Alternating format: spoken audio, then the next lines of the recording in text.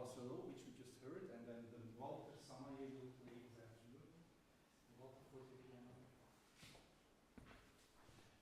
In this context of materiality, I would like to point out on the left-hand side you see the hearing machine that we built to go on top of Beethoven's Orpheus, which you won't hear today. This morning's session features three pianists. We're firmly in the 19th century, and I would say, thanks to Camilla, it came with a reminder that we all ought to be practicing that. When you start your day with the Czerny etudes, you start understanding what the 19th century will be about. Also no surprise that two of the three papers will feature Liszt, a major figure of that 19th century, not just for the pianistic world, but for the music world in general.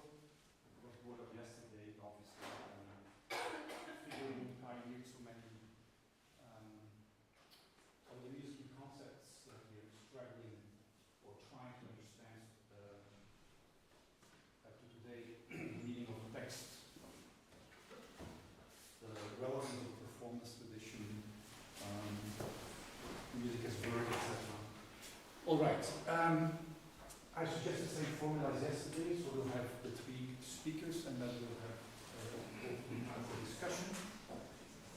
And it's my great pleasure to introduce our first speaker, Camilla Köhnken. Camilla has been a postdoc researcher here at Orpheus Instituut for the past few years, and among several other things, she's finishing a book for the Beethoven House Bonn series, Beethoven Interpretationen, with the title Interpretation im Geiste Listz, Beethoven, Chopin und Liszt im Spiegel von Instruktionen und Tondokumenten seines Schülers.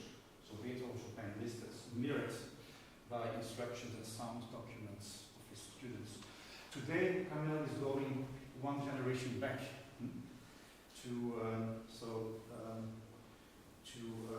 well, also talking about Liszt, but as Liszt as a pupil of another Beethoven pupil, when it gets complicated, Czerny. And her title today is Teaching the Piano to Europe while building a pedestal to Beethoven, Czerny's relationship with Franz Liszt. Please. Thank you very much, Tom. Good morning. Right, so I would like to focus on Czerny and Liszt today. Actually, one could also reverse the subtitle, because also Franz Liszt taught many students from all over Europe and even America, and also he worked on the Beethoven myth.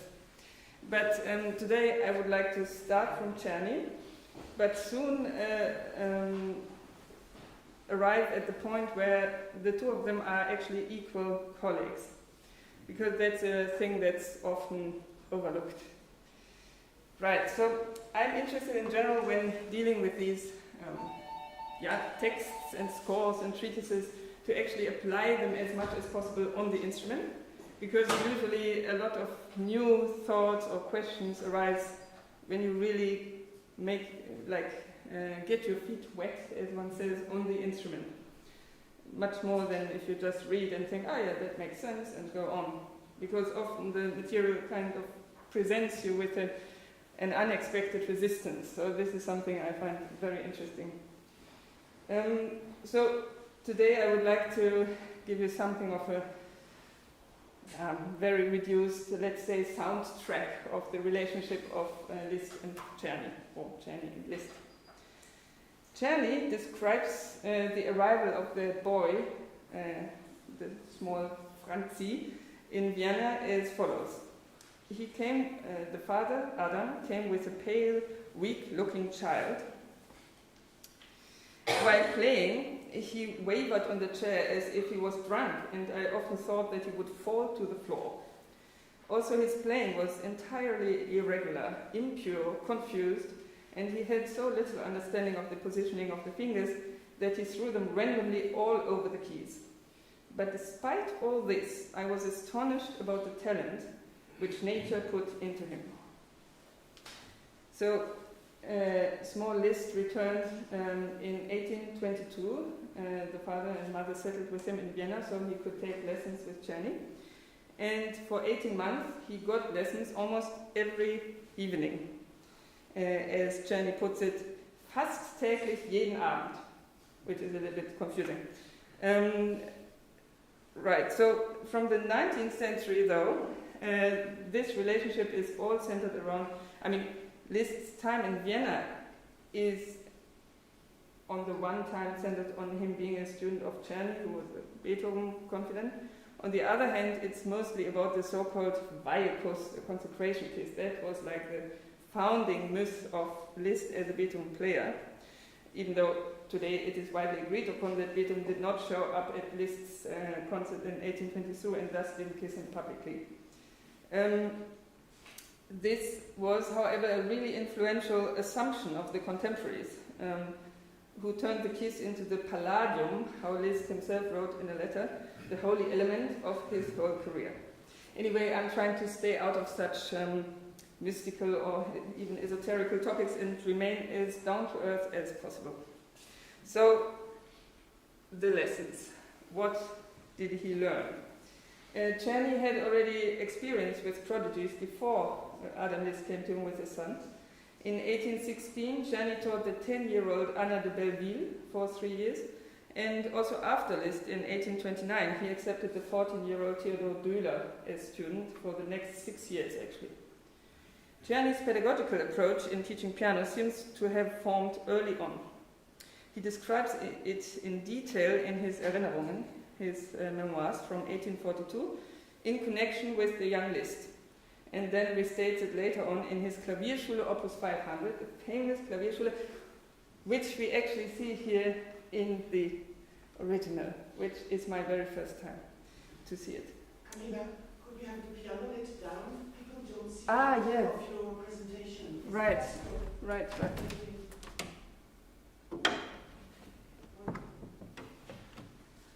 Thanks. So he had this teaching system. First, the student has to master all the scales in all keys with the proper fingerings, for which he used Clementi's sonatas. He did the keys and then he applied it in Clementi's sonatas.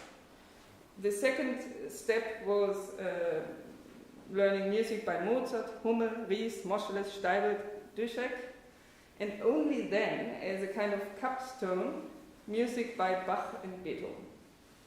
So, within the 14 months of young Liszt spending time with Czerny, there was probably not very much time left for Beethoven, but we don't know any more details actually. So, in his Klavierschule Opus 500, from 1846, which is 23 years after teaching Liszt, Czerny actually strongly objects to having a child, and may it even be a prodigy, play Beethoven's music. Actually, I would like to read that now solemnly from this book.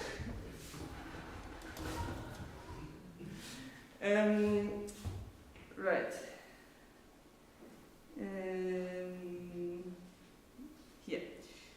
Ebenso wenig eignen sich Beethovens Werke in der Regel für die frühere Jugend, da sie nicht nur die geistige, sondern auch physische Kraft in Anspruch nehmen und da es in der Tat sehr wenig wohltuend oder nützlich ist, wenn man kleine Kinder, und wären es auch sogenannte Wunderkinder, sich damit abquälen sieht. Niemand wird wünschen, dass ein Knabe den Shakespeare deklamiere. Which means nobody wants to hear a boy struggle with Beethoven, as nobody would like to hear a boy recite Shakespeare. So Czerny actually deviated with the 11 and 12-year-old Liszt from his own pedagogical convictions, not in terms of sequence, which he still kept, but in terms of having a child play Beethoven at all. So this seems to prove once more Liszt's really extraordinary impact on people, even as a young boy, and even on a personality as diligent and thorough as his teacher Czerny. So these are the pianistic basics that I was talking about. The scales and then Clementi. So in the first citation you see an excerpt from Czerny's around 1840 published letters about teaching on the pianoforte, in which he talks to an imaginary young lady, a Fräulein Cäcilie. And this Fräulein Cäcilie exclaims, ach, die Skalen, das ist voll und gar eine langweilige Geschichte. Sind denn diese Dinge wirklich so notwendig? Is it really necessary to do these boring scales? And then Czerny answers, ja, Fräulein Cäcilie, diese Skalen sind das Notwendigste und selbst der geübteste Spieler kann und muss sie noch benutzen und üben. Even the most advanced player has to still use them and practice them. And then the second citation is Czerny remembering how he talked to Beethoven. So Beethoven tells him about teaching his nephew Karl. Sie müssen nicht glauben, dass Sie mir einen Gefallen erweisen, wenn Sie ihn Sachen von mir spielen lassen. You don't have to think that you do me a favor when you let my nephew play my compositions. Geben Sie ihm, was Sie für gut finden. Just give him what you deem helpful. Ich nannte Clementi. Ja, ja, sagt er, Clementi ist recht gut. Clementi is quite okay. Lachend fügte er hinzu, geben Sie Karl einstweilen das Regelmäßige, bis er später zu dem Unregelmäßigen kommen kann. Laughing, he added, give Karl in the meantime the regular, so that later he can progress to the irregular. So this now already pertains to the instrument, the boisselot, because boisselot, yeah, maybe I said some before, but maybe I should repeat a little bit because not everybody was here. So Jean-Louis Boisselot established a piano manufacturing company in Marseille in 1831. It was a well-prepared endeavor, and they were able to build 300 pianos per year from 1834 onwards. So this is one of these instruments. This one is from 1839. In 1844, Boisselot won a gold medal at the French Industrial Exhibition, and by 1948, they already built about 400 pianos per year, which made them one of the largest piano factories in France. Jean-Louis Boisselot, who started out as Erard's agent in southern France, also printed scores, as we can see here. These are Boisselot editions of Liszt's first publications, Clementi, Scales and Exercises, and his own first etudes. They both were published by Boisselot in Marseille and in Paris by other publishers.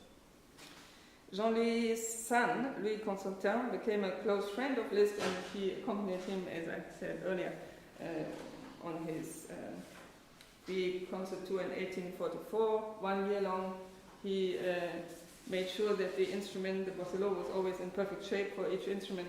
So that was really a very close relationship they had. And later there's the second very important Boisselot in Liszt's life that was sent to him to Odessa in 1947 to be his instrument for his very last concert tour before he retired from the virtuoso life. And he took it with him to Weimar, where it remained a very important daily practice and composition support for him. This instrument was rebuilt in 2011 by Paul McNulty.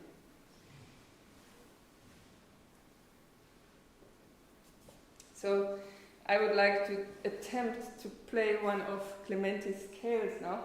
Actually, they are not hard, but what is hard are his fingerings. I mean, that's exactly what was supposed to be learned with it, the richtigste Fingersetzung, as Czerny says. Exactly the thing that Liszt didn't have.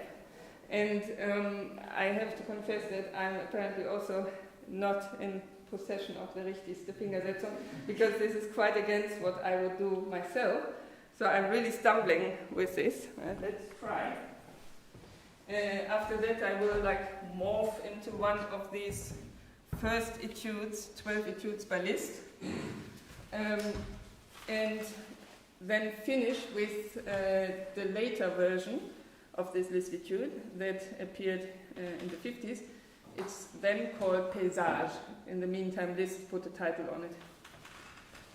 Thank you.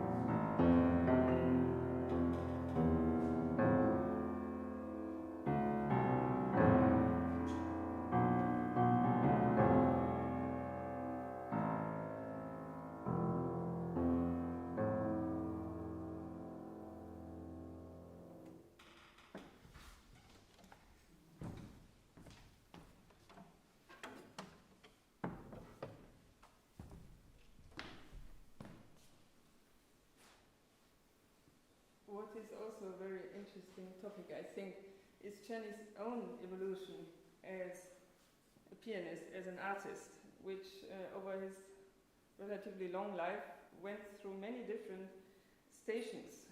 So during the 1820s, after Liszt left him in 23, and especially after Beethoven's death, Czerny strengthened his status as the leading Beethoven exegete.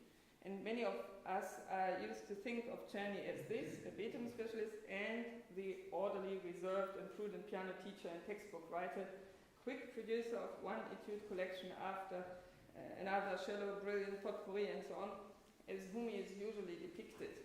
Even in the preface of my edition of the Czerny etudes, it's written that he was a very prolific etude writer and really nothing more. I mean, that's officially printed just to inform you of what you are going to play, which is quite harsh. But regarding his personality as a still relatively young performer and teacher, and this is how Liszt got to know him, it is important to note that his own stance towards Beethoven interpretation was most likely not the same as it was when he wrote his famous Klavierschule Opus 500, 1846, which is usually cited when somebody talks about Czerny and Beethoven. Only 7 years before teaching young Liszt, in 1815, the famous situation took place in which Beethoven told Czerny off for playing his quartet Opus 16 in the brilliant style, which means by making passages more difficult or adding the higher octave. Beethoven told Czerny reportedly, he, also should be ashamed, people do know the piece. In a contribution to Beethoven biography in 1845, Czerny relates that Beethoven sent him a letter the next day, apologizing for the public reprimand, but justifying his outbreak like this. You have to forgive an author who would have liked to hear his work rather exactly as he wrote it, as beautiful as you played it. And Czerny very interestingly concludes the anecdote by writing, this letter healed me from the addiction to allow myself any kind of change when performing his works. And I wish that it had the same influence on all pianists. So at this moment it was an addiction to change things, or rather something really, for a professional musician, something required, something normal, something that a professional musician couldn't even keep himself from doing. So it is important to note that this letter was written from the perspective of a man in his mid-50s, now the leading Beethoven specialist in Vienna. From this standpoint, it's obvious that he brushed off his brilliant editions as a mere jugendlicher Leichtsinn, useful shenanigans. But might he have thought like this already as a 32-year-old at the time of his lessons with Liszt? Maybe there's a middle ground in 1825, that means 2 years after teaching young Liszt, when he published, edited and strongly revised a version of the Große Fortepianoschule by August Eberhard Müller, of which also an edition is in the library here. In the discussion of the basic two-level concept of the mere correct amateurish performance and the beautiful professional performance with its tasteful and expected additions is discussed in the chapter from Vortrage. Czerny writes, beautiful performance allows the player much freedom on the work which he performs, which prompts him even to a number of bigger or smaller changes of it. And importantly, he didn't specify the kind of repertoire this would be suited for, so one can assume that it was suited for any kind of repertoire from this standpoint in 25. And his famous statement about no change being admissible in Beethoven's and all classical authors' works, he only laid down more than 20 years later. This, beim Vortrag Beethovenscher Werke und überhaupt bei allen klassischen Autoren darf der Spieler sich durchaus keine Änderung der Komposition, kein Zusatz, keine Abkürzung erlauben. This is what we always know of Czerny, but it's really not the only thing that he taught, and maybe when Liszt was with him, he was at a totally different stage of his own development. This is further consolidated actually by his adaptations of the Kreutzer violin sonata that he did for solo and for hands. The four-hand version is from 1823, while from when the solo version is, I wasn't able yet to find out. And it is also interesting to note that in solo transcription of the Erzherzog trio, the Opus 97, he writes genau nach dessen Original trio. So he specifically writes that in the subtitle, which might mean that in other adaptations he didn't go exactly after the letter. So here we have an example of that. Maybe first we listen to it that works as it's the original of a spot in the first movement. So the violinist that this was written for, George Bridgetower, played here on the fermata of the violin cadenza, which pleased Beethoven a lot. That's another famous story. So Beethoven was very happy to hear that Bridgetower inserted spontaneously a cadenza. And for the piano, Beethoven wrote this cadenza out.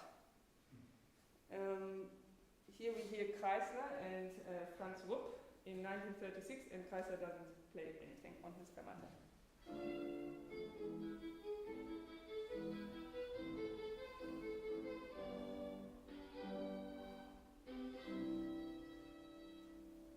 Nothing.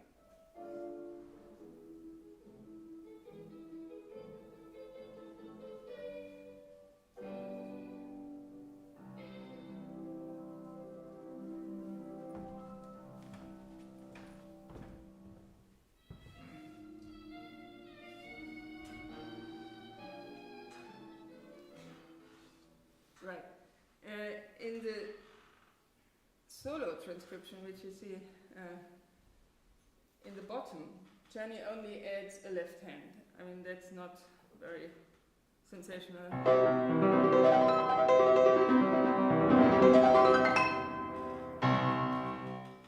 But in the four hands version, he adds much more. He writes prestissimo specifically, and it's just a lot of notes.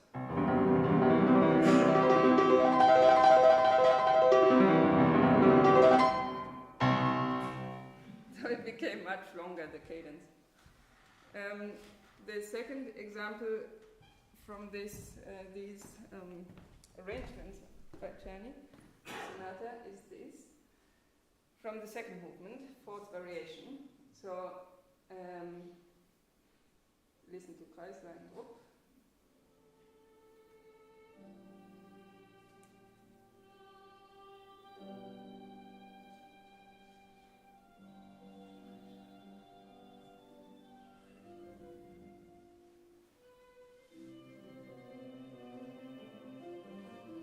So, nothing. There's only the four notes of this very small cadenza that Beethoven himself wrote. And Czerny adds in his solo transcription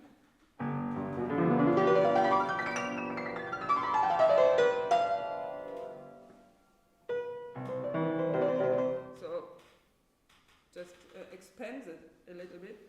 But again, in the four hands version, it's really much more.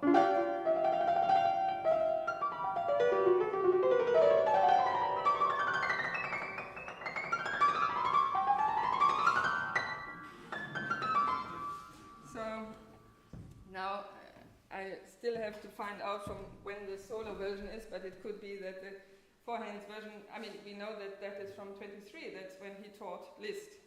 So then he apparently deemed it okay to add a lot. Then I would like to proceed to the stage when they were really colleagues rather than teacher-student. I mean, the first project, joint project that Czerny did with Liszt as a composer was still in this very clear relationship teacher-student when they both wrote variations on the Liszt waltz. The famous story. I think I have to now cut a little bit short. and later they did in 1837 the Hexameron, and this time it was different.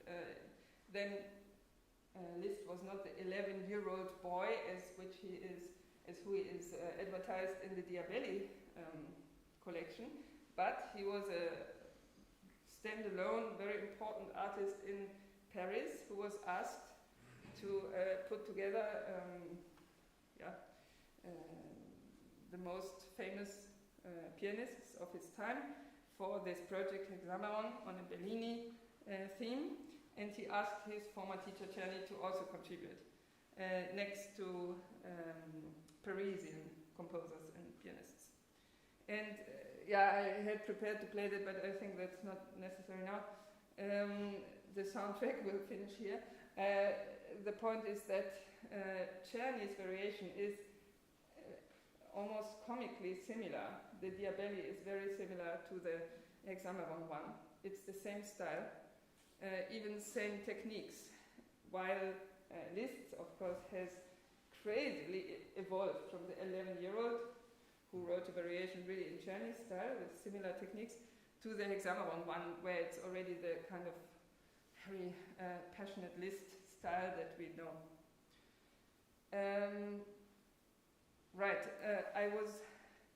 I would like to conclude with showing you these later title pages of two compositions, one by Liszt, his Étude d'exécution transcendante from 1852, which he dedicated to his teacher and now colleague, which he puts like this, en témoignage de reconnaissance et de respectueuse amitié, son élève Franz Liszt. While Czerny dedicates to Liszt his Der Pianist im klassischen Stile, 48 Präludien und Fugen, from 1857, and now not to Liszt, son élève, but to Herrn Dr. Franz Liszt. So you can also see the status change in that. Right. I wanted to present you this one of the preludes because it is now also a very different style by Czerny, a very dense one, but I think this would be overdoing it. So thank you very much.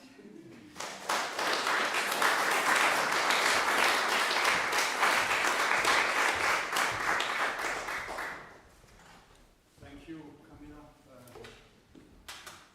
It's quite amazing when you read live and finish title pages and you start thinking about actual people and about hierarchies that are established at first and shift as years pass by. I think it's really fascinating to take that into account as we talk about canonization and all these changes that happen. And it's quite amazing to see especially among these three figures. Next speaker is László Stachó, who's a musicologist, psychologist, and pianist, working as a lecturer at and research fellow at the Liszt Academy of Music in Budapest. So even if his talk is not going to be directly about Liszt, he was our guest here last September, teaching co-directly with Camilla a focus session here for our doctoral candidates on the topic of embodiment. And it's very nice, László, to welcome you back to Orpheus. His monograph, Bartók, the pianist, will be published later this month. In László's own words, it's the first thorough analytical study of Bartók's performance models and ideals. Unfortunately for us, it's in Hungarian, but there will be an English version coming up. Cambridge University Press soon. That's my hope that will be the case. Very excellent.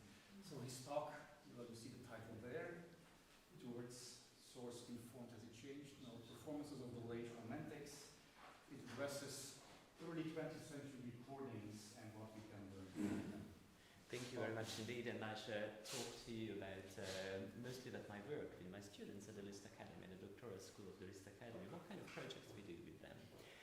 With the students who have no access to historical recordings. And so over the past 10 years or so, with the advent of YouTube, so many historical sources, recordings, historical treatises came to light for large public, and so students of music and colleagues, musicologists also have this vast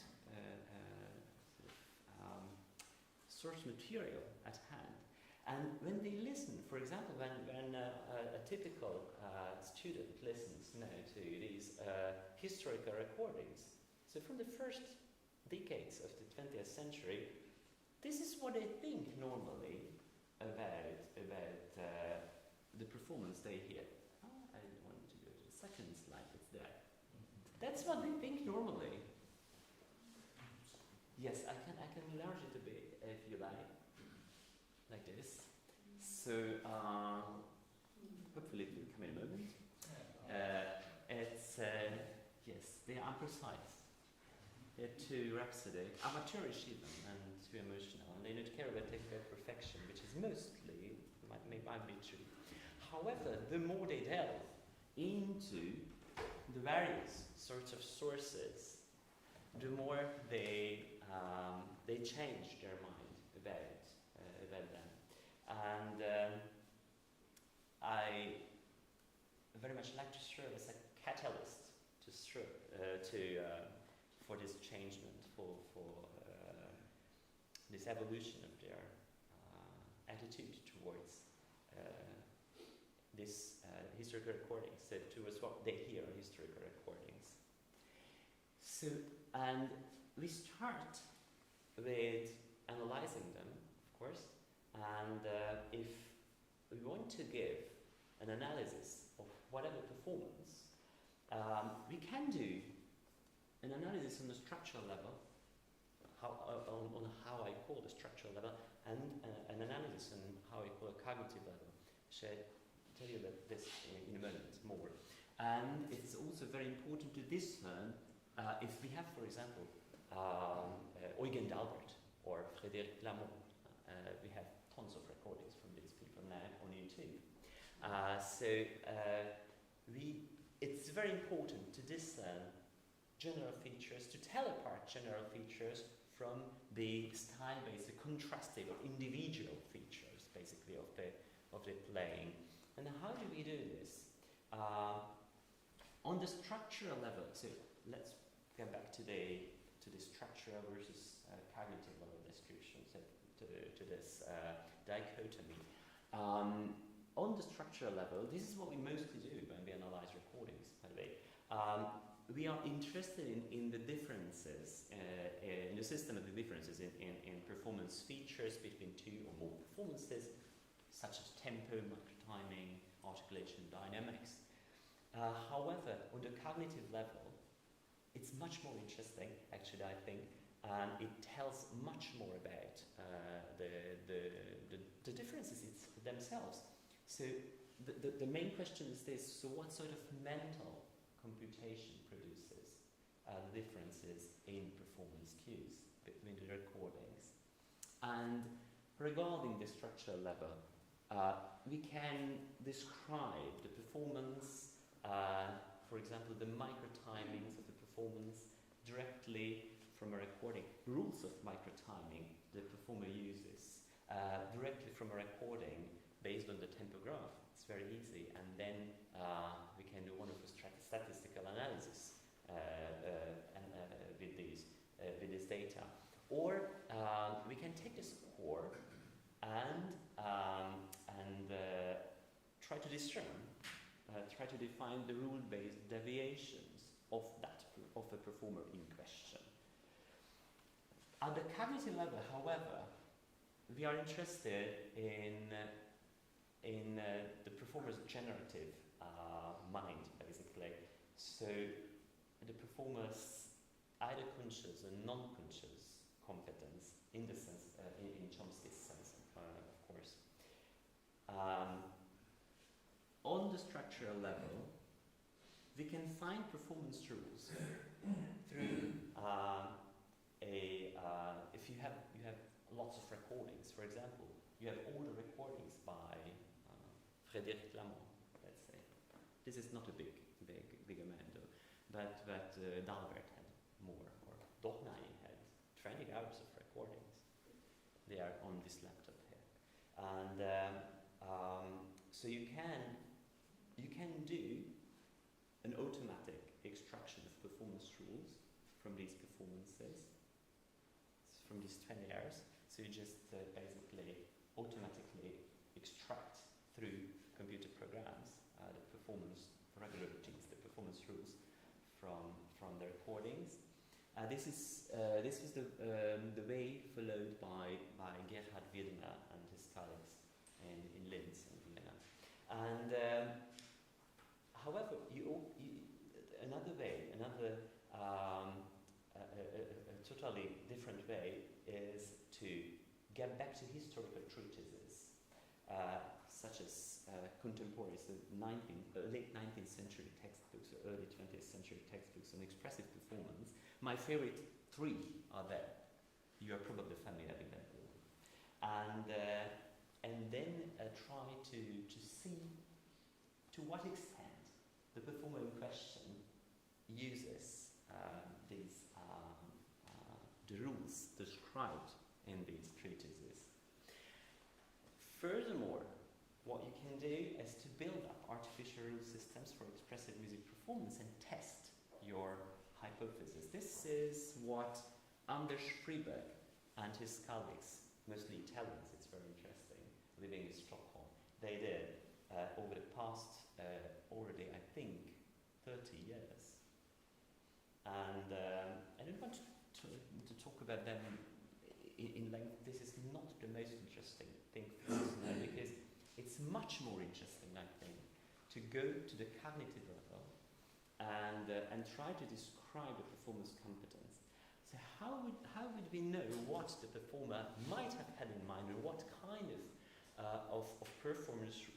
performance rules the performer might have had in mind, either consciously or non-consciously, while performing, or how the performer might have directed his or her attention while performing.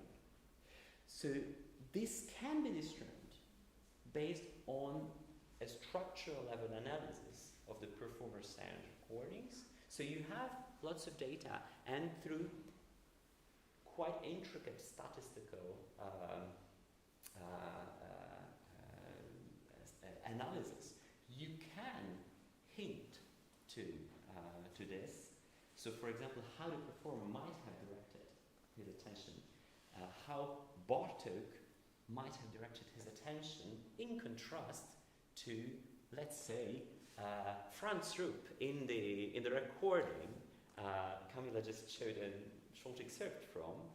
Actually, I did this, and if we have time, or during the discussion, I can tell you about more. This, mind-blowing results can come up from statistical analysis, such as from high-level statistical analysis, such as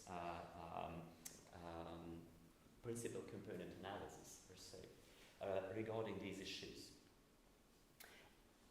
If we couple the structural level analysis data with the content analysis results from oral history sources, so for example recollections on the performer's playing, or the analysis of the performer's instructive score additions, then you can get a much fuller picture, or a much more certain, much more sure, how to say, picture about the performer's mind or competence.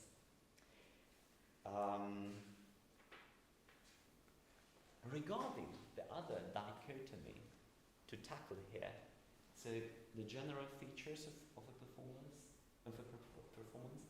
versus contrastive features, so the general features which are basically common to most performers, at least in a performance culture, such as, for example, they are based on psychological constraints. such as Gestalt principles, basically.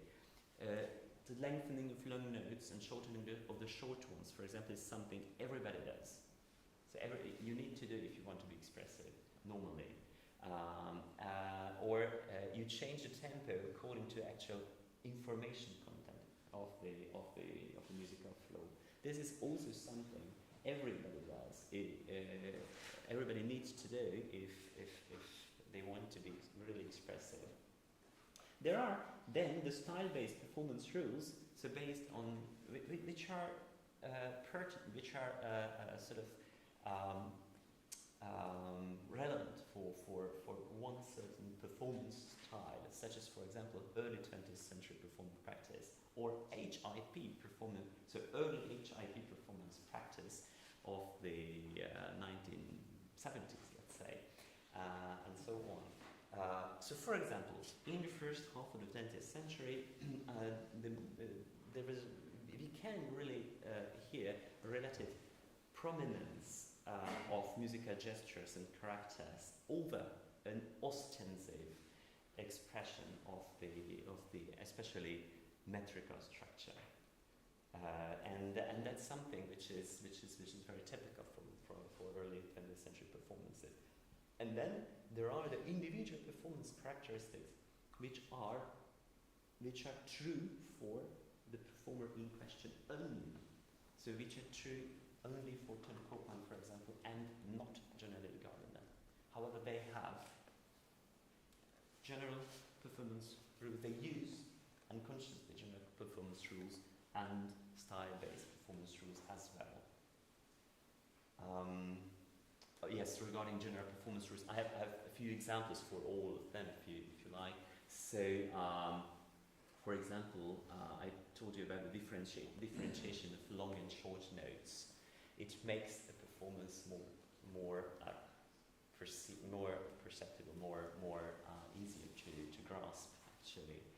Or you differentiate between higher and lower notes. Basically, if you are a flute player or a violin player, say a string player, the higher a note, the higher you intonate a bit. So and the lower the note, the lower you intonate it more. And if you're a singer too, a bit.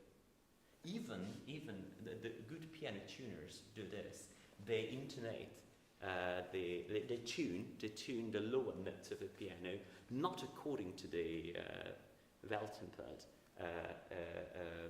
sort of hertz levels, but they are sort of but they tune the lower notes a bit lower and lower, just slightly bit, and the high notes a bit higher and higher and higher.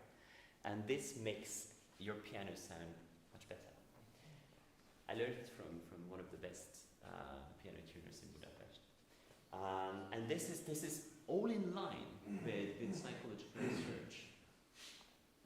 Or, for example, phrasing. So you insert micropauses between phrases. That's obvious, of course, but this is something which these are rules which are important to discern from style-based performance rules, which are not true for every performer, but only for performers in a certain period or adhering to a certain performance style, such as HIP in the 1970s or so, 1980s or so. I've already talked to you about the importance and about the second thing I have here on the slide. So if you listen to these old recordings, to these historical recordings of the first half of the 20th century, you can hear something like they are kind of enacting the music. They have a kind of discursive or rhetorical approach, and it's like the music is made of time with the words, just using the words of Nicholas Cook.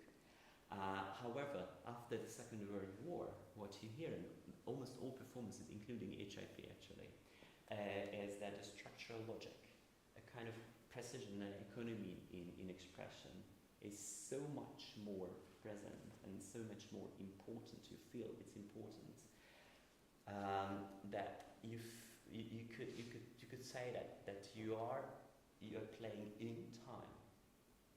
So it's not, your playing is not made of time, but you're playing in time. That's how Nicholas could put it in his seminal book in 2013. This. Regarding individual performance characteristics, that's very important, very interesting, I think. For example, and I have a few examples here to show you.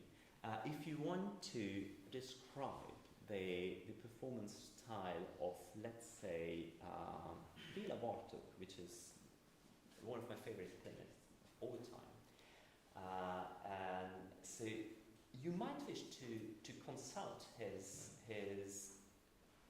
instructive editions.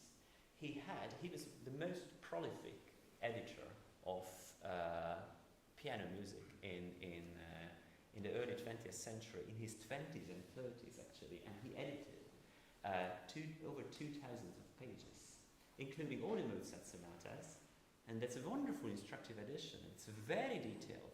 Almost all the Haydn sonatas, 27 of Beethoven sonatas. The rest he didn't edit because of the alien to the First World War. Actually, it's just before the First World War. 2 series of variations and bagatelles as well, and the whole well-tempered clavier, pieces by Couperin and Scarlatti.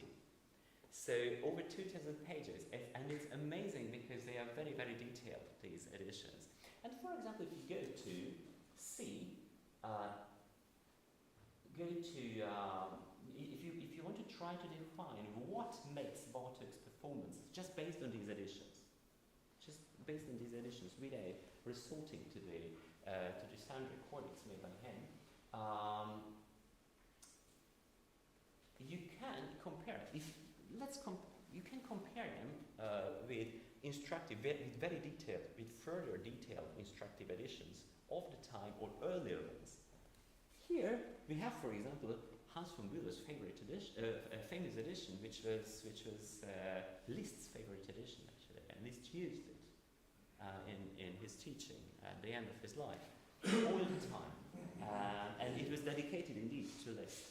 So this is a very typical example of of how they approach Beethoven's text, or how they approach Beethoven's music in general. So this is the Pathetic sonatas first movement, so towards the end of the recapitulation actually, and if you just, I will play like Camilla now because I haven't practiced, but it's like it's mind blowing actually, the difference. Bülow does something. It's very rhetorical, of course, if you take this seriously, what he does. However, for Bartók, he has a kind of he is more modernist already in the 1910s. It's like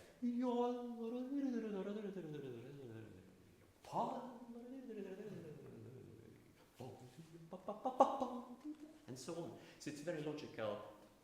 I mean, the other is also logical, but it has a different kind of logic, a discursive logic or something like that. This is a very typical example, actually. So I went through all of these sonatas, and I played them in at least 5 editions of the era, so this represents something which can so the structural focus, how I would put it, is something which is so characteristic of Bartók's playing, in contrast to someone like Bülow.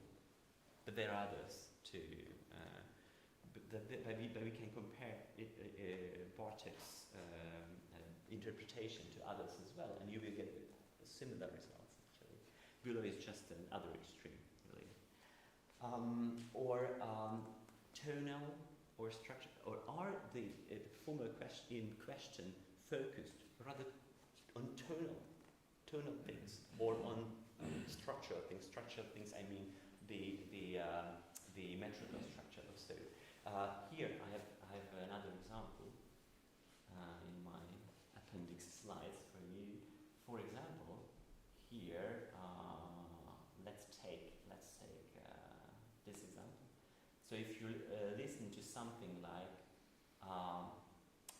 Dohnányi performing Bach's Italian concerto, the first movement, it sounds like this.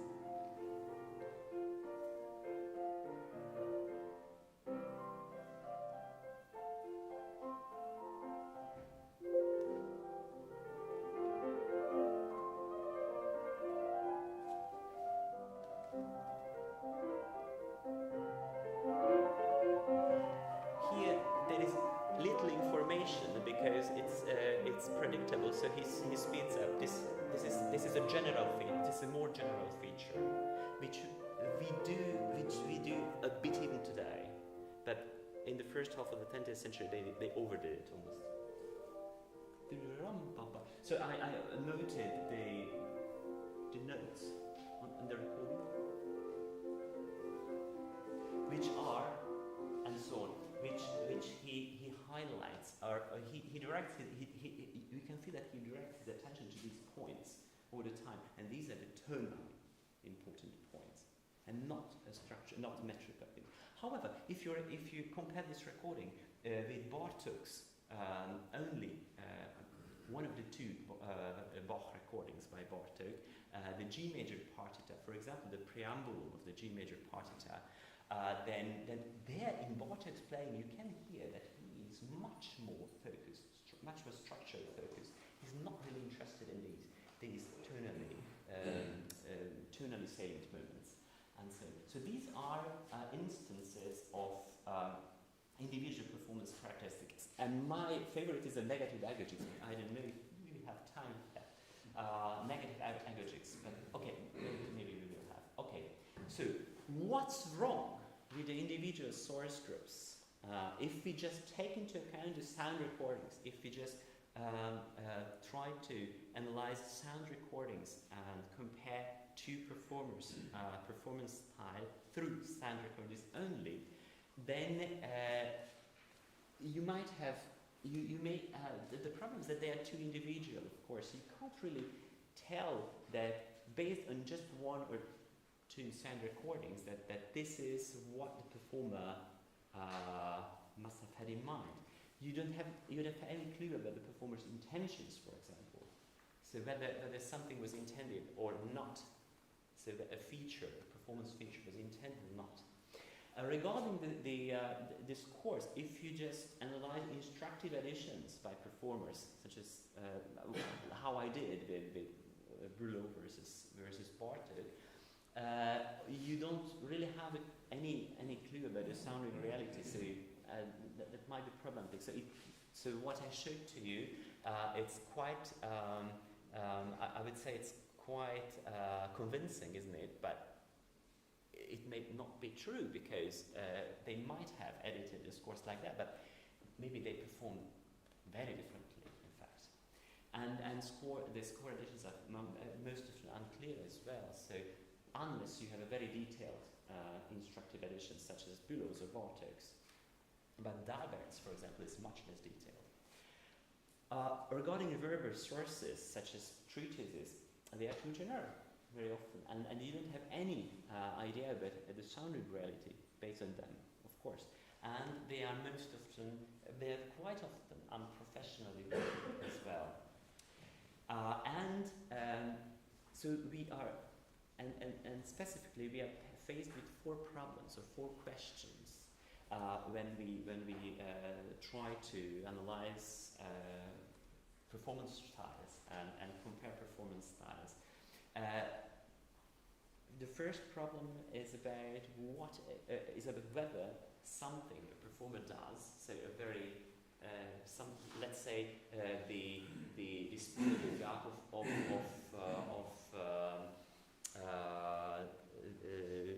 moments where the information content is quite low. So speeding up of cadences, for example, or you have sequences, as we say in the nice recording. So this is something which was quite natural in the first half of the 20th century. So it is something which is unmarked for the listener of the era, but it's marked for us because it's something very special. So the other question is, how do we discern, how do we tell apart the intentional and unintentional elements of a performance? So was something the performer did, was something unintentional, or just like a mistake, or was it intentional? Or if you have a textual source, such as, for example, Ligetis or Stravinsky's words about performance, I mean, they're quite big liars, I would say, these guys. So, especially Ligetis. So, you need to put them, to contextualize them. And it's also a question whether you can generalize over time something. So, yeah, I try to. Is if you have a recording, or if you have a limited set of recordings from the performer, let's say from one period of his life, then can you really generalize the results for the rest of his life and so on? However, if you do a comparative research, so if you compare these various sources, then you can get a clear picture of the differences between performance styles. So, for example, from the written sources, you can get more information from the marked versus the unmarked elements. Or if the performer was a teacher as well, which is in most cases the case, you can, based on the recollections on his teaching, discern the intentional and conscious elements of his performance style. The instructive additions can tell you about the intentional and conscious elements as well, but also they are together with the intentional and non-conscious elements, because the performance choice is not necessarily conscious, of course. So it's sometimes probably. Regarding the sound recordings, you have there the intentional but annotated elements, so together with the intentional and notated elements as well. And discerning variable and non-variable elements of performance is not possible in recording. So that if you couple your analysis of the various sources, then you can get a better picture of that. So at the Liszt Academy, this is something we are doing with my students. So we have there Hungary's top performers in the 20s. So wonderful group of students there. So internationally known people normally. And we are doing normally a semester-long study of sources related to this era, followed by another semester-long assisted, so or individual or chamber ensemble works. I'm coaching them basically, and the output is our performance projects. So, for example, in the semester 1, sources include textbooks or contemporary performing practice, such as these. These are my favorite ones. So they are reading excerpts from them. So Lucy, Clauvel, Riemann even, and Riemann's follower Riemann's follower the Vortragen Kulak, yes, the Vortragen music, or so French, German, and American sources as well. Then we have contemporary analysis. These are the best ones, I think, today of early 20th century performing practice, and of course we go through a bunch of recordings, so many historical recordings.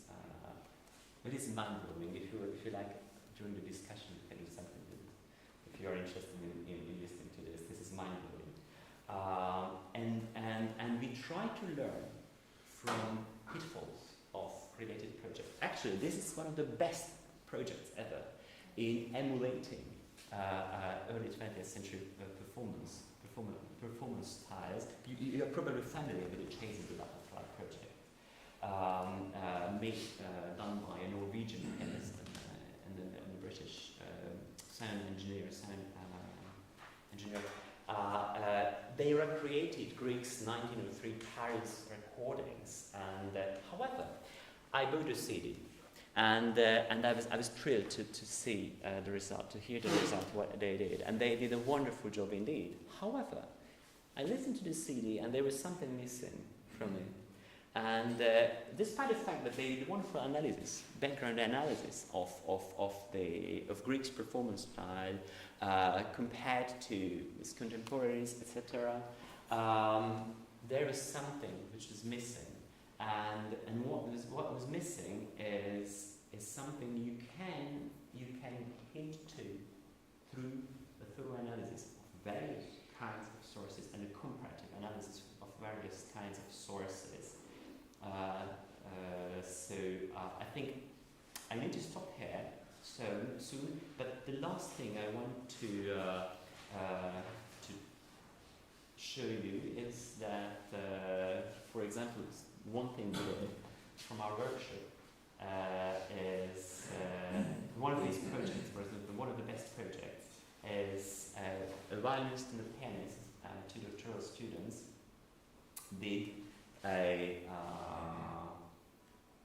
did this project on Grieg's C minor sonata for violin and piano, and the result you can read here on challengingperformance.com, which is a website by Daniel Leach Wilkinson, and so you can read what they did and how they did it. So basically, it's a kind of recapitulation of what I told you now.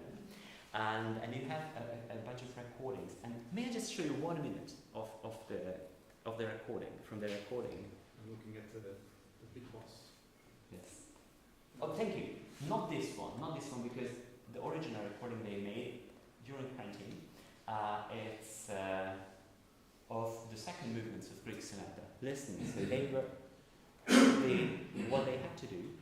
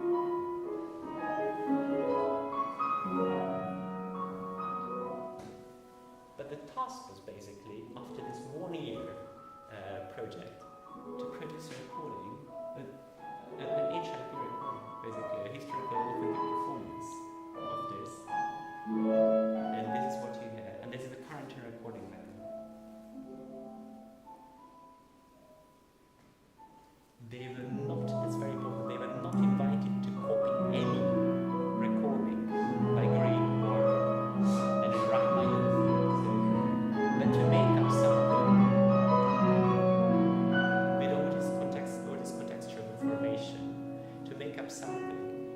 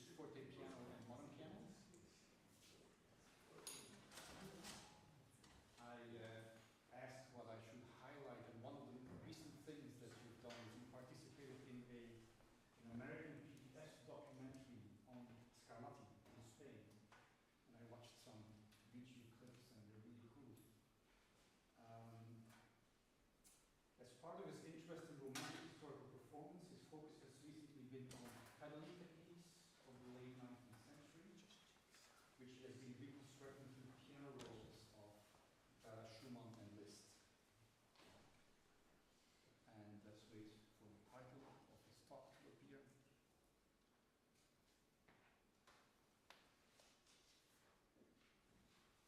One thing that's becoming clear is that these three speakers are experts on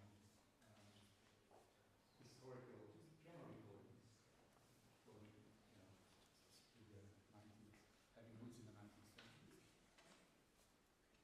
So the title of his talk is Building a Character, an Actorial Approach to the Performance of Liszt's Music. Please.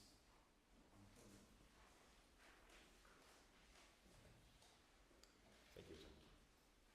Dear morning, dear colleagues, good morning. While doing some preparatory work for this talk, I bumped into an intriguing remark of the musicologist Jan Cormack when speaking about Liszt's symphonic poem Hamlet. Liszt's indications in the score, marked ironisch, prompt Cormack to claim, quote, "These markings must be intended as a programmatic indication rather than as a realizable musical effect, for it is difficult to imagine how a musician would go about playing something ironically."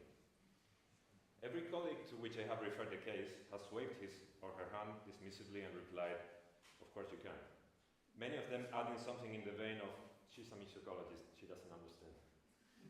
However, does she? Is it possible to express irony through performative means? Moreover, if it is, how does one go about finding a way to express that and not something else? Which is the process by which one can turn this effective idea into an embodied musical instrumental gesture? What kind of musical micro-adjustments occur in the musical fabric along this process? Furthermore, and more importantly, are we performers thinking in these terms? Should we at all? I found this anecdote and the questions it arose an excellent starting point for this presentation, since this conundrum is at the core of what I want to talk to you about today. We can probably agree that modernism is still the prevailing performing style today, unwaveringly dominating the WAM musical industry and the pedagogical world. In fact, it has been argued that more than a style, it has become an ideology, for it is not usually presented as an aesthetic choice, but rather as the way things are. The problem with this dominance is twofold. First, the modernistic aesthetic parameters are completely passé. If modernism was ever appealing as an epistemic stance, it ceased to be long ago. We are now discomfortably installed in a liquid postmodern world in which a modernistic approach has ceased to interest both the players and the public. However, it goes on, probably out of sheer momentum, like a juggernaut running full speed into the abyss. Secondly, and most importantly, the modernistic ethos and methods are alien to the canonic WAM repertoire from the 18th and 19th centuries. This chasm is bottomless when performing romantic works, an aesthetic whose core is diametrically opposed to almost everything modernism stands for. A degree of radical opposition almost unprecedented in European cultural development throughout history. As Nedden points out, quote, "The result of this is an alarming lack of coherence between the spirit and goals of Romanticism on the one hand and its modernistic performance expression on the other," end quote. This incoherence holds for the post-war mainstream performing style and HAP too, as Leach Wilkinson, Tarushkin or Haynes have pointed out. This dissonance is particularly acute in those composers whose approach is most deeply romantic, the music of Liszt being particularly vulnerable, as we will see. The ideological chain of thought of modernism is probably quite familiar to all of you. However, let me make a quick recap just in case. The work is conceptualized as a closed entity in a Platonic world of ideas. This granitic entity contains the composer's intention, which is ingrained in the score, the sole repository of meaning. Therefore, to be faithful to the composer or the work, we must follow the score to a fetishistic extreme. A literal reading of it is encouraged, in which the performer, a mere and unfortunate mediator, should strive for self-effacement. Perhaps the most unfortunate feature of this modernistic ethos is the notion of music being only definable as structure, and of whatever meaning it may have, being predicated solely on such structure. Consequently, anything resembling a meaning can only be revealed through theoretical, analytical tools. One of the primary consequences of this way of thinking is that presenting the formal structure and the analytical intricacies of the work becomes the central goal of performance. As Rick points out, quote, "The wordless narratives of Romanticism have become today's triumphs of architecture," end quote. This mental frame also makes it impossible to see performance as a real-time activity through which meanings emerge that are not already embedded in the score. Yet this is precisely what the Romantic conception of performance implicitly aimed for. In this respect, there is not much doubt that the prevailing model for musical performance in the 19th century was drama. Consequently, the communication of dramatic meaning was at the forefront of the performative style. As Nicholas Cook points out, quote, "A dramatic performance is not determined by the text. It strikes a much more interactive, performative relation between writing and the spaces, places, and behaviors that give it meaning and force as theatrical action. In other words, attention is relocated from the dramatic text to how it interacts with an indefinite number of other factors to produce meaning in the real time of performance." And I would add that the performer has a central role in shaping those real-time meanings. Indeed, if we think in these dramatic narrative terms, a structurally oriented musical performance becomes ludicrous.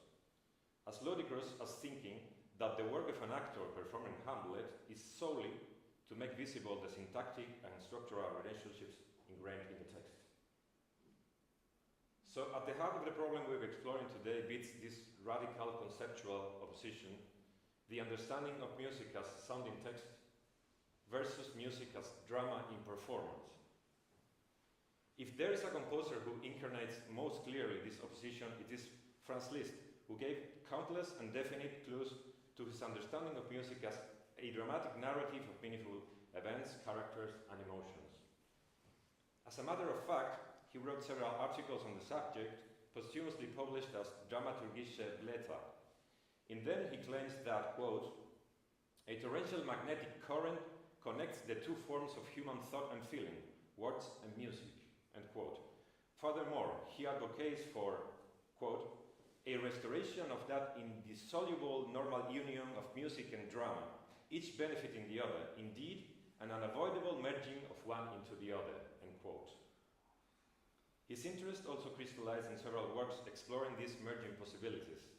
This included incidental music for dramatic texts like Prometheus Unbound, symphonic poems based upon plays such as Hamlet, and 5 ballads for orator and piano. Not only did he explore the merging of words and music, but he was also very adamant at defining pure instrumental music as more than, quote, "a mere combination of sounds, but rather as a poetic language more apt perhaps than poetry itself for expressing that within our souls, which transcends the common horizon, all that eludes analysis, all that moves in hidden depths of imperishable desire and infinite intuition," end quote. Liszt's dramatic understanding of music had a logical correlate in his conception of musical performance, clearly visible in some actorial resonances. During his tenure as Weimar's Kapellmeister, Liszt came into contact with some new generation actors. One of them left a powerful impression on him, the Polish Bogumil Davison, with whom he struck a close friendship. Not only was Liszt highly impressed with Davison's performances, but he explicitly stated in his correspondence that he found a substantial similarity between their work. Quote, "There is a great affinity between my virtuosity and his. He creates when he reproduces," end quote. This concept of virtuosity alluded to by Liszt seemed to be linked with the expressive rather than the technical. He claimed elsewhere, quote, "When one considers the substantial number of works whose full understanding, whose poetic content can be achieved only by a performance that brings to fore its intangible elements, then one cannot denigrate the importance attached to virtuosity," end quote. it is this bringing forth of the intangible elements of the music that Liszt considers the primary role of the performer.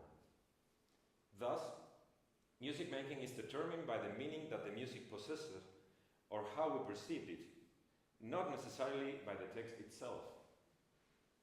Indeed, Liszt clearly warns us that letter should not kill the spirit. Quote, "A thing to which I will never subscribe." End quote. This conception of performance had a particularly acute effect on rhythmic literality. We have countless testimonies of how idiosyncratic Liszt playing was in this respect. For example, his student Carl László recalled that, quote, "While playing, Liszt seemed barely preoccupied with keeping in time." End quote. Moreover, Liszt explicitly tells us that, quote, "A metronomic performance is certainly tiresome and nonsensical. Time and rhythm must be adapted to and identified with the melody, the harmony, the accent, and the poetry." End quote. All this paints us a picture of a free, declamatory performing style with strong theatrical resonances, in which the key concept seems to be the dramatic gesture. A gesture that is based on, but not literally bound to the score. The question that emerges is, how can we approach a performative style that is so removed from our current mind frame?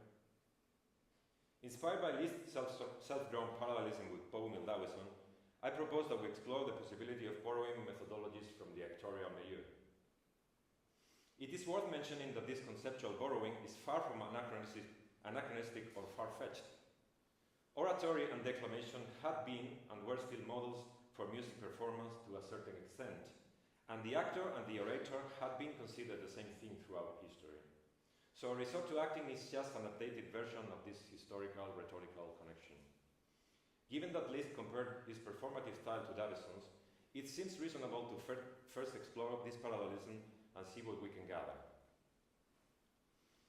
Davison was praised for fieriness and natural speech, noted for his aggression and energy, and the immediacy and potency of his stage presence. In Germany, he was considered to act in the New English style, which was then associated with enhanced naturalism. However, most descriptions of Davison's acting refer to his tendency for overstatement. This has led Jan Cormack to ascribe him to the melodramatic style, a new style of acting that began to grow up in the first half of the 19th century, initially concerned with a more naturalistic approach, but whose results were associated with excess and exaggeration.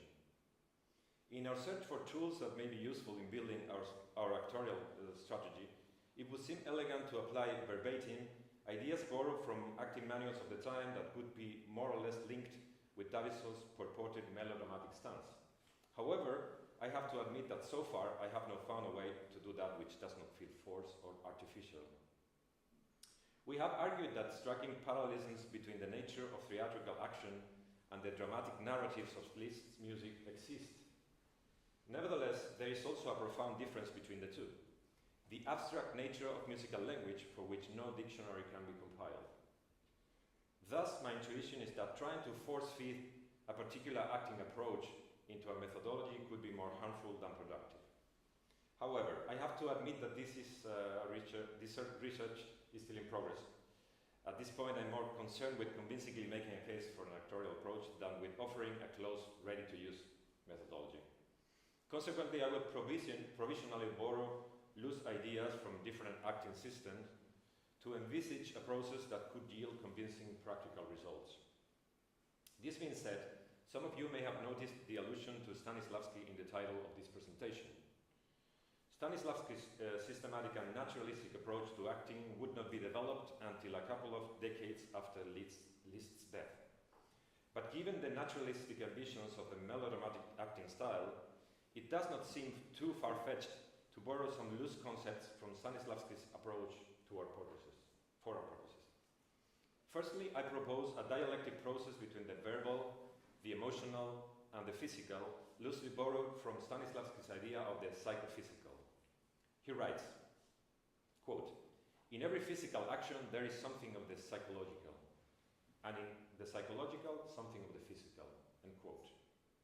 Emotions are associated with specific patterns of movement. In reverse, the same is true. Physical actions can trigger specific emotional responses. So we can move back and forth in this dialectic between the psychological and the physical. We should underline that Stanislavski was the first theater practitioner to investigate this psychophysical connection systematically. Nevertheless, the idea was not new. In his treatise on elocution of 1756, Aaron Hill states, quote, "We are not to begin to utter even so much as a single word, till we have first reflected on and felt the idea, and then adapted the look and the nerves to express it," end quote. It is my understanding that this connection between music, movement, and emotion could be explored following the multiple directions devised in this flowchart. In a search for meaning, we can start by connecting the different musical motives to our emotional memory. This would be called, in Stanislavskian terms, the inner preparation or period of emotional experience. From this connection, verbal descriptions of the character should emerge. Note that less verbally skilled players could make use of a list of adjectives. Also, a list of passions from historical treatises could be helpful. But we can also access meaning directly from the physical. In loose Stanislavskian terms, we could identify this process with his method of physical action, which is based on the conviction that there is a connection between the internal experiences and their physical expression. What would be moving as the character for Stanislavski translates in our case to moving as the music. The goal here is to translate our perceived sense of it into motion. To this end, a creative channel from the unconscious into movement has to be found. Further developments of Stanislavski's ideas of physical action, as those of Jerzy Grotowski, could prove helpful here. Let us watch the great Richard Cieslak in one of Grotowski's exercises.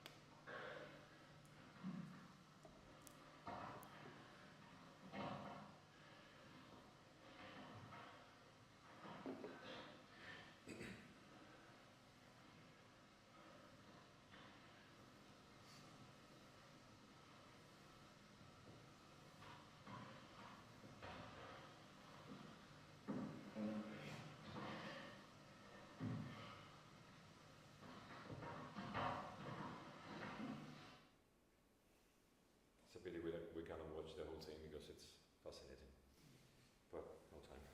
Needless to say, these exercises from the physical theater of Grotowski are 20th century avant-garde developments quite distant from Liszt's ethos.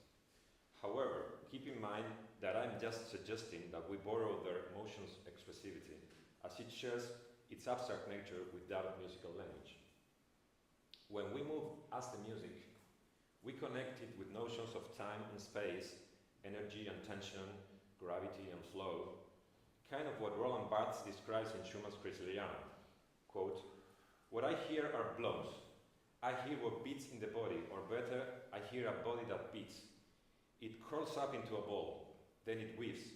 It stretches out, then it wakes up. It freaks, it knocks, it glows, it rises, it extends." Note that we have defined meaning as a signification that emerges from a syntax of motions and emotions, crystallizing in a vocabulary of words and gestures. Nevertheless, these mental and physical factors are interwoven within what Laban called the body-mind. Stanislavski realized that the physical life and the psychological processes that the actor underwent needed to be explored simultaneously because they were interdependent.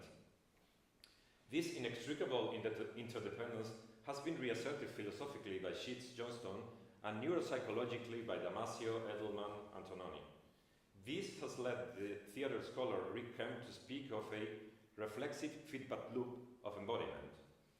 The internal and the external expressions of psychological and emotional states become one inseparable whole. The performer may thus ask themselves, what abstract physical action would I identify with my verbal description of the motive? But also in reverse, how would I put into words the way I move as the music? The qualitative feel of sensory-motor experience, as Lakoff and Johnson define it. Once an emotional, verbal, embodied meaning has been devised, we need to find a way to translate it into musical qualities, into a set of instrumental musical gestures. This brings us back to the initial question of this talk. Is it possible to convey irony through a musical gesture? How does one go about bringing out about that translation? Let me stress that this is the heart of what I'm trying to present to you today. The need to develop strategies for the musical embodiment of emotional narratives and dramatic gestures.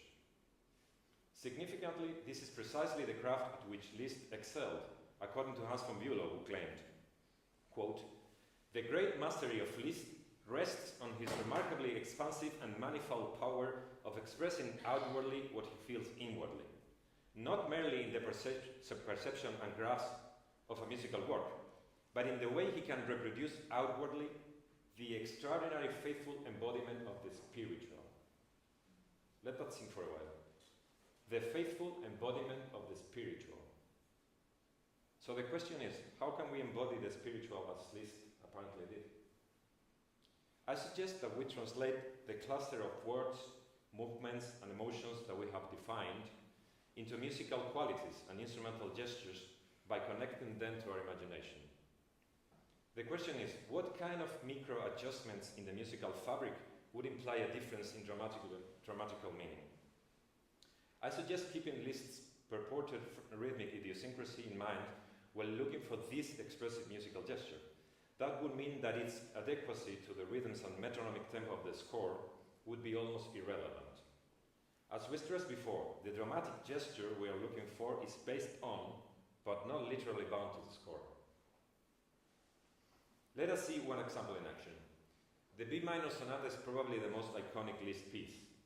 In it, he extensively uses his thematic transformation technique, a compositional strategy that he considered particularly valuable in expressing the narrative flow.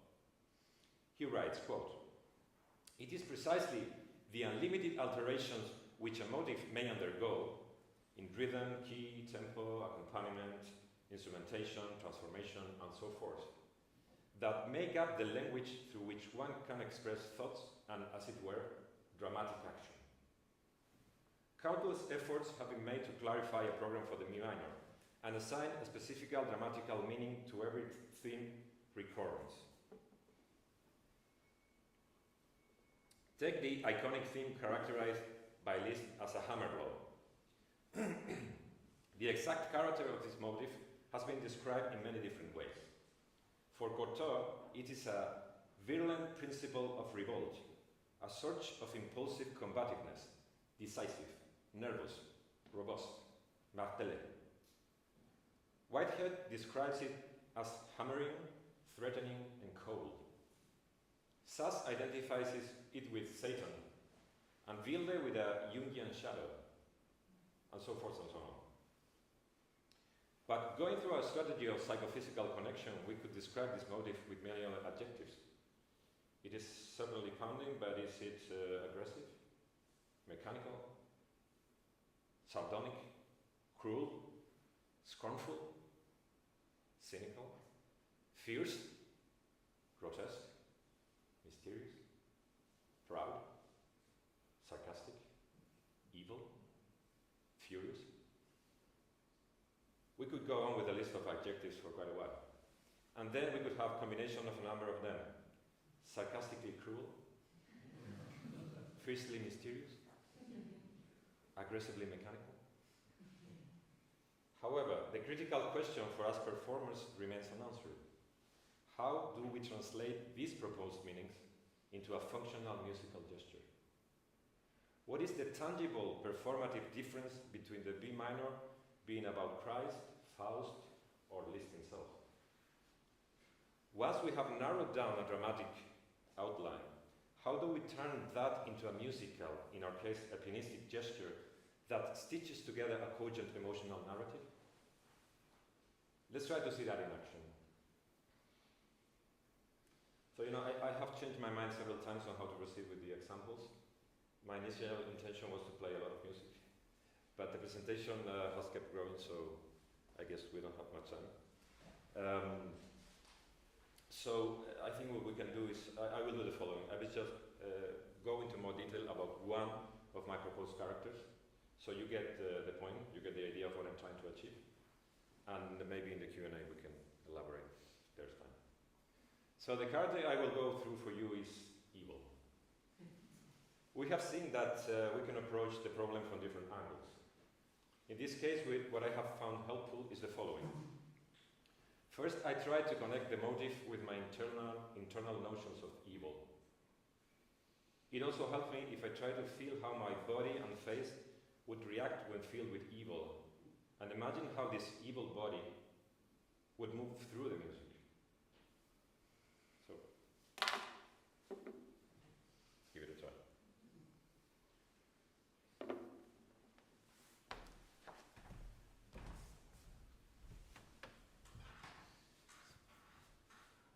So the thing is, we have different elements. It's difficult to speak for half an hour and then be evil in 20 seconds. So I will try to. So the triplet could be slower or faster.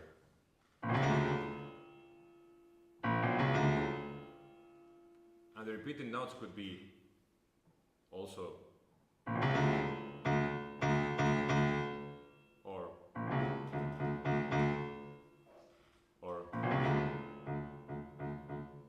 note that I don't care about the dynamics or the indications of Liszt, because I think he wouldn't care anyway, either. And then we have the syncopation, which adds something which is wrong-footed, of course, but which could arrive synchronized with the left hand or not synchronized.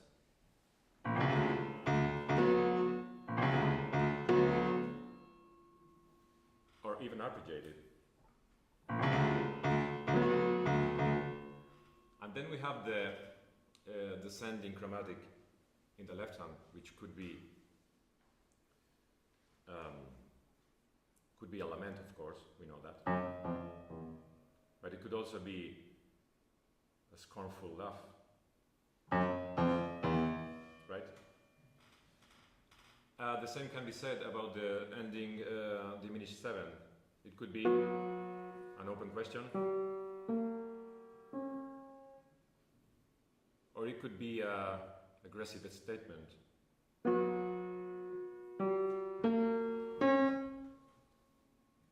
So with all these elements, like when we do evil, yeah, I think evil wouldn't be too forte, because evil, it doesn't need to be forte, right? Nor fast, neither fast, because he's so malignant that he doesn't care about us, so not in a hurry.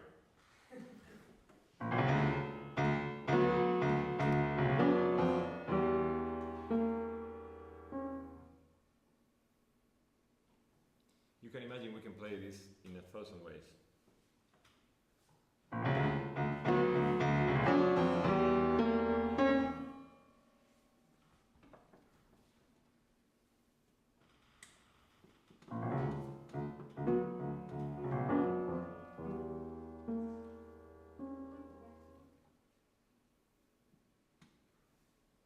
Of course, the rest can be longer or shorter depending on your proposed character. If you end in an open question, it normally would be longer. If you end in an aggressive affirmative motion, then it will probably be shorter. So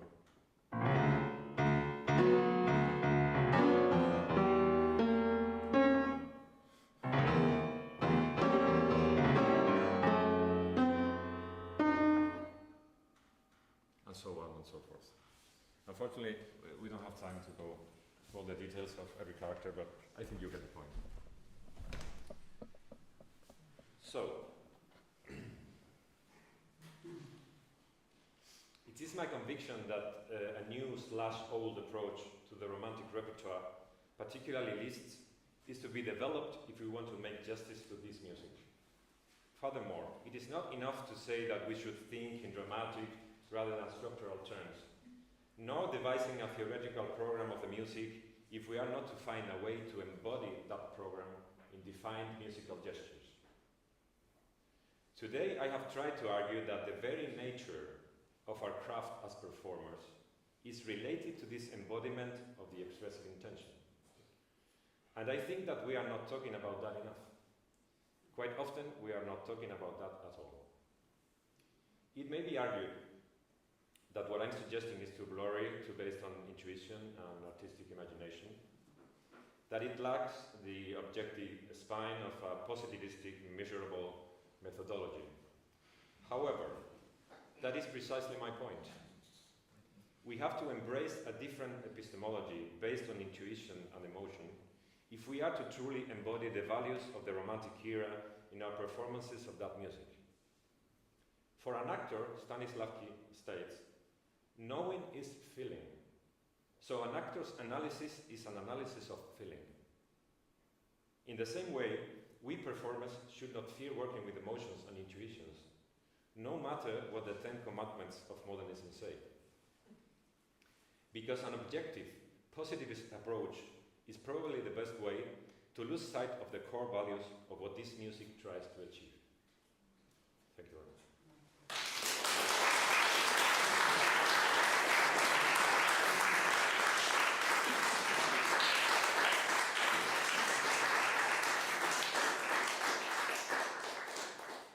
Thank you, Antonio. At this point, I'd like to invite two other speakers to come to the podium and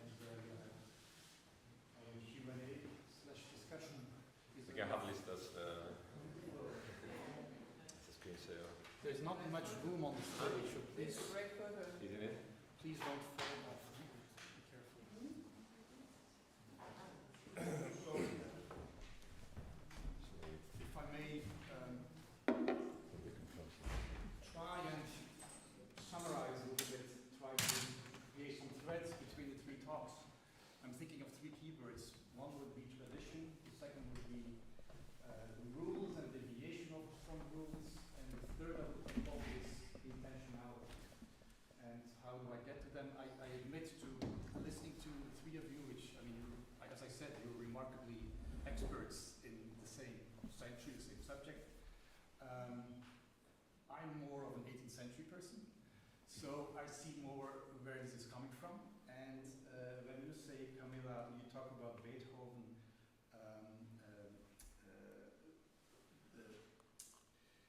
scolding Czerny for taking those liberties, it seems to be coming from a time in his biography when he's moving towards being just a composer and leaving behind his ambitions to also be a very successful performer. So there's that performer-composer aspect here. Then the rules and deviation of rules. From an older background, from a rhetorical background, the two actually go hand in hand. We devise rules so that we can deviate from them, and in a way, deviation is just as much conventional as the rules. So I wonder if that could become a topic we can elaborate upon. And then the individuality. It's striking that we start talking about performers as individuals with their names, and each has their own trace. Psychology enters the picture. And then I'm thinking of Liszt as the star performer worthy of, say, a star role like that of Hamlet, representing that very model of what it means to be a performer without having to worry about the composition side of things. Anyway, maybe to start this off. Are there any questions? Just picking up on the last paper, I think so happy that theatre must be put more in the center. Theatre is the television of the past, so the models, the points of reference are incredibly important, certainly to Liszt. And hearing your, if I quote another bit well, the idea of outwardly, showing outwardly what you feel inwardly, I would think more of representational acting. So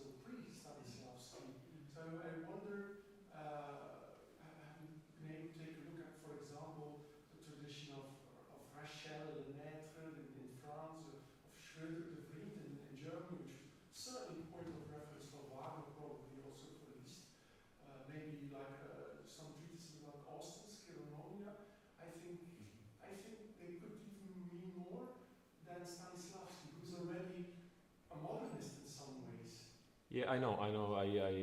I had this same doubt myself. As I said, I tried the historical treatises. Yeah, but so far I haven't found a way to make it meaningful, for me at least. But I will keep trying, yes, because it's undoubtedly interesting. But you mentioned Beghin.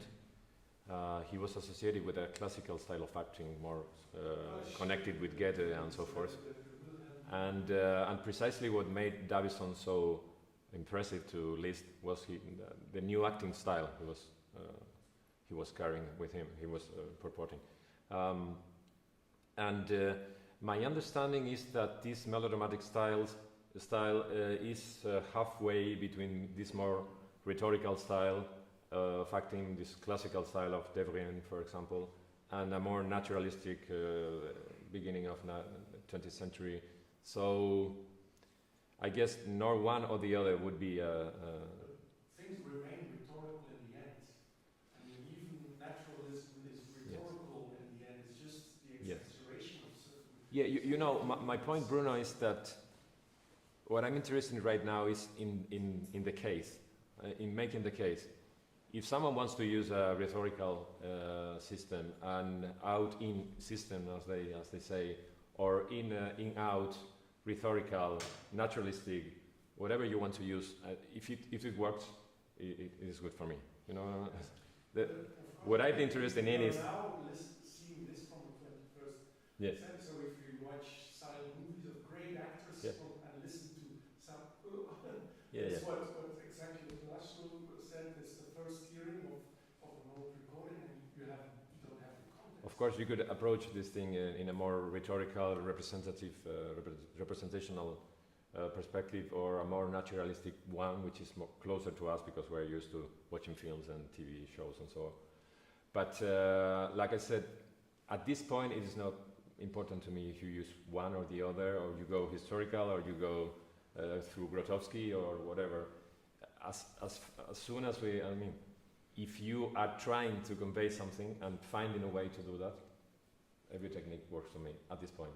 So this is what I'm trying to. If I may add to that, though, I think, Antonio, I think it's important to realize that in classical oratory, acting would have been seen as something. It's not quite what the orator aspires to do. Actually, to come across as an actor would be a bad thing. So maybe that's the shift that we're seeing here. Yeah, that is true in a sense, but also that for the most part of history, oratory and acting were considered quite the same thing. In fact, the same. But I guess the yeah, I get your point. I get your point. No, it's about the keyword here will be sincerity. And I think what the kind of acting you're talking about, I don't think is very much concerned with that notion anymore. Or is it? You mean sincerity would be more connected with naturalism, no? Well, I'm thinking of 18th century analogies with, say, Garrick's acting, the paradoxe d'un comédien, where it's all about you have to learn from the actors to fake sincerity, but you still have to come across as sincere. Yes, this is what I call an in-out or out-in. I mean, if you want to use techniques that are fake, so to say, but convey the meaning, that's good for me. Right. If you want to make this emotional connection and let the things come out from inside you, if it works, it's also okay for me. For me, the important at this point is that we talk about this.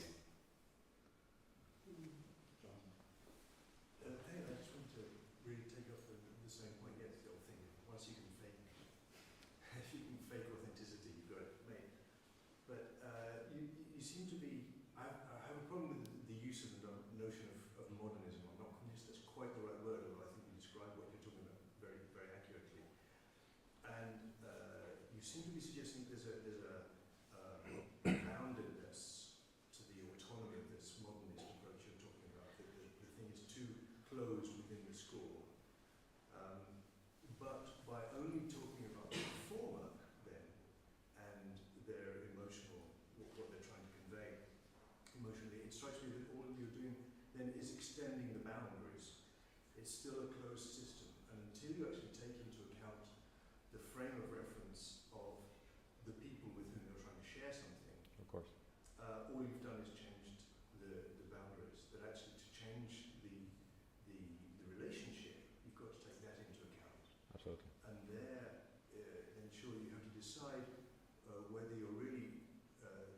to sound as if you're speaking to a 19th century audience, in which case the point might get missed entirely, or you've got to reconceive of what your emotional vocabulary and its signifiers might be.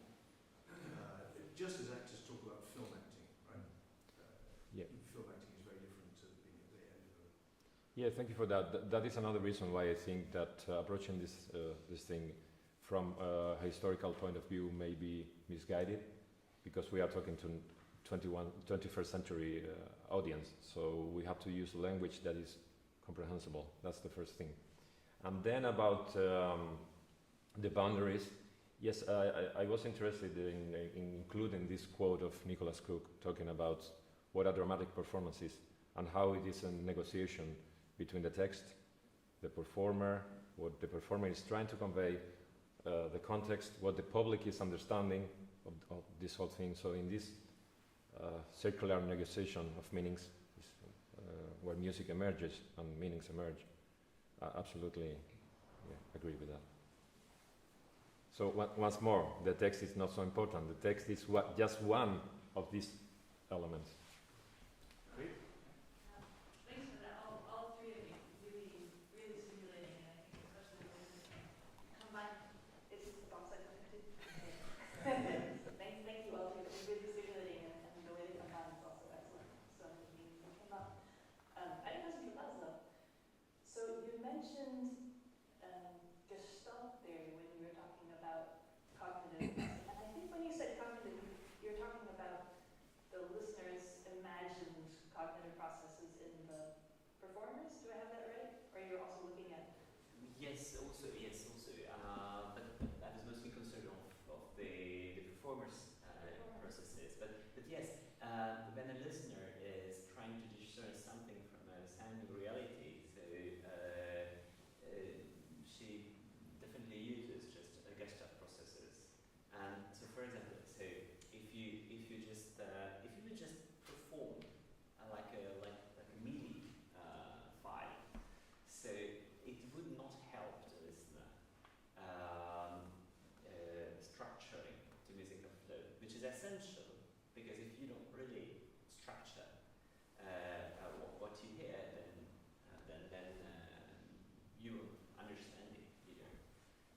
So these rules, for example, the general performance rule, what I call general performance rules, help in this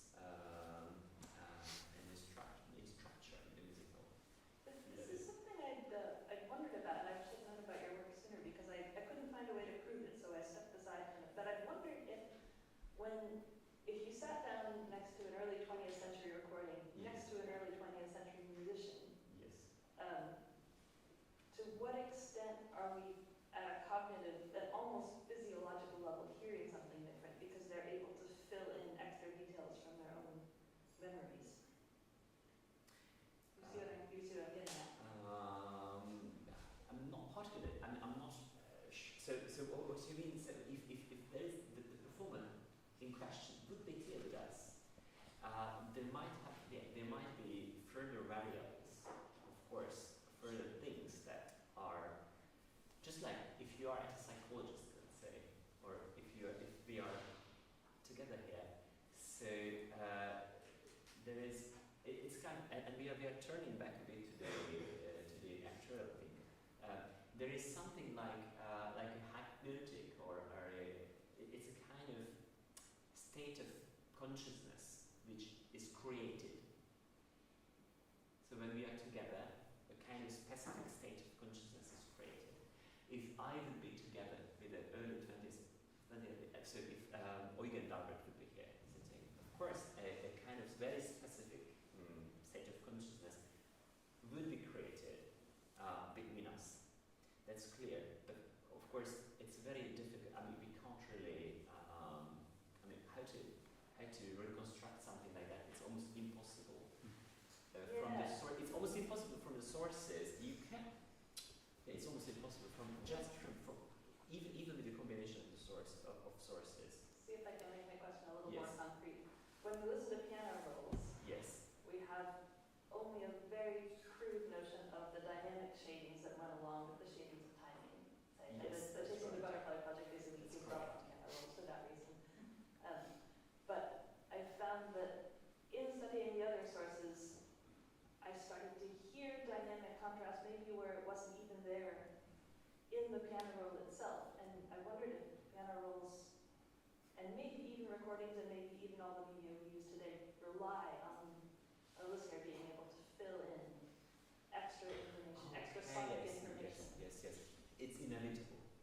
inevitable, we feel it. Yes, it's inevitable. I mean, whichever information we get, we inevitably feel it. So there is a kind of top-down process, as psychologists say, in perceiving these things, and that's definitely based on our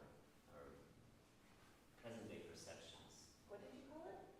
Top-down processes. Top-down Top-down processes. Yes, absolutely. But we can link this to the notion of. I think we can somehow link this to the notion of faking something or not faking something a bit. It's quite related, and I'm quite interested in this topic. Is there anyone among you who'd claim that faking an emotional expression, such as in this part of the Liszt sonata you showed, is something which people would not really know that you are faking, or is it always the case that people would know it's faking? What do you think about this?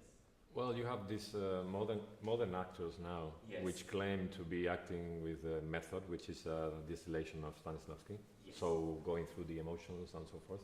But you also have people like Ian McKellen saying that that's bullshit, and that he has a technique and he arrives there and he becomes Gandalf for 5 minutes and that's it. So, I mean, once again, if you do it right, it probably works. So. So you have to pick your system. Okay, I don't. I think it can always be distant. If you have a certain, if you're enough empathetic, then you can always know that it's fake expression. I think I'm pretty sure, but this is quite a big topic. A steep claim. Yeah, it is. Do we have a question that relates to Camilla's paper? Any I might questions? a comment on Camilla's paper, because I know that Camilla was, at least not today, but in another talk, you were talking about Liszt's accounts on Liszt's mimicking and acting while performing. How was that? So was that before he saw this Polish actor, or?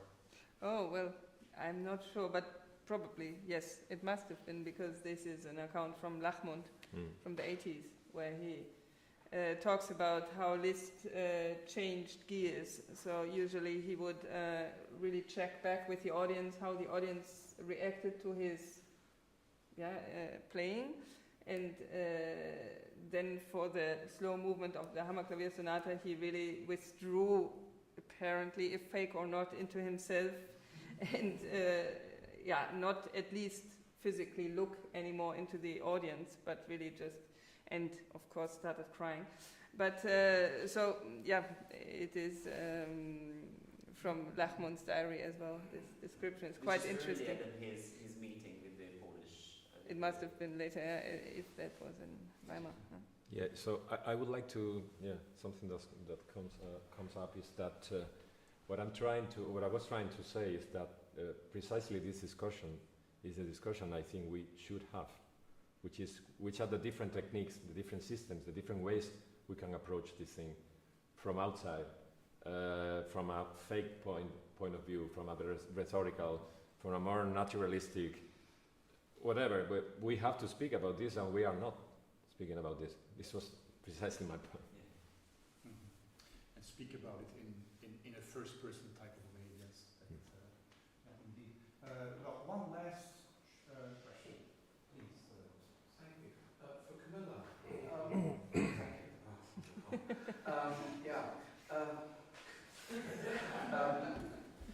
It's a very general question, but it just occurred to me that we often talk, certainly in terms of streaming, we talk about schools, you're the school of this, the national school, the personal school.